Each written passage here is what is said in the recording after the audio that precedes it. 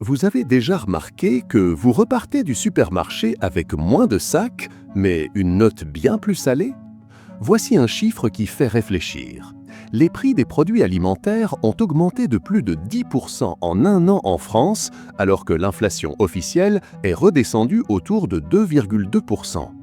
Comment est-ce possible? L'inflation ralentit, mais les pâtes, elles, explosent. Ce qu'on vit, c'est une crise silencieuse. La nourriture devient de plus en plus chère, alors que les indicateurs disent que tout va bien. Ce n'est pas une erreur de calcul, c'est un système entier qui fait grimper les prix avant même que les aliments n'arrivent dans votre assiette. Et pourtant, presque personne n'en parle. Prenons l'exemple de l'agrobusiness, cette véritable montagne russe. Imaginez que le prix de votre baguette soit décidé à la bourse. Aujourd'hui, les matières agricoles comme le blé, le maïs ou le soja ne sont plus seulement des aliments, ce sont des produits financiers. Les prix ne montent pas forcément à cause d'une pénurie, mais parce que des investisseurs parient qu'ils vont monter. Ajoutez à cela le fait que la France est l'un des plus gros exportateurs agricoles d'Europe. Des tonnes de lait, de céréales, de viande quittent le territoire chaque année. Pourquoi? Parce qu'à l'étranger, on paye mieux. Résultat, une partie des bons produits par ailleurs, et ici, les rayons deviennent plus chers.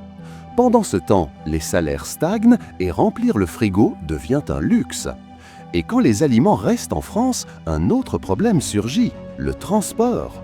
Camions coûteux, hausse du diesel, péages autoroutiers, logistique complexe. Chaque kilomètre parcouru par un produit frais augmente son prix final. C'est comme si chaque tomate portait un ticket de carburant sur le dos. Ajoutez maintenant la fameuse chaîne de valeur. Chaque aliment passe par des producteurs, des coopératives, des distributeurs, des centrales d'achat, des grandes surfaces. Et à chaque étape, on rajoute une marge. Au final, vous ne payez pas que le produit, vous payez tous les intermédiaires. Et pendant ce temps, les petites exploitations agricoles, elles, souffrent. Les aides baissent, les dettes augmentent, les jeunes fuient les métiers agricoles. Les politiques agricoles favorisent souvent les grandes exploitations orientées export, pas les circuits courts ou la vente directe. Résultat, les aliments bruts et de qualité deviennent chers, et les produits ultra transformés restent bon marché. Alors, qui profite de tout ça? Ce ne sont pas les petits producteurs. Ce sont les grandes enseignes, les traders de matières premières, les grands groupes agroalimentaires. Le système alimentaire est devenu plus financier que nourricier. Nourrir les gens n'est plus la priorité. Faire du profit, oui. Et pourquoi personne n'en parle? Parce qu'il est plus simple de pointer du doigt la météo, la guerre en Ukraine ou le climat que d'expliquer le vrai système derrière votre caddie. Parce que dénoncer cela, c'est s'attaquer à des intérêts puissants. Et parce que la majorité des gens ne soupçonnent même pas l'ampleur du problème.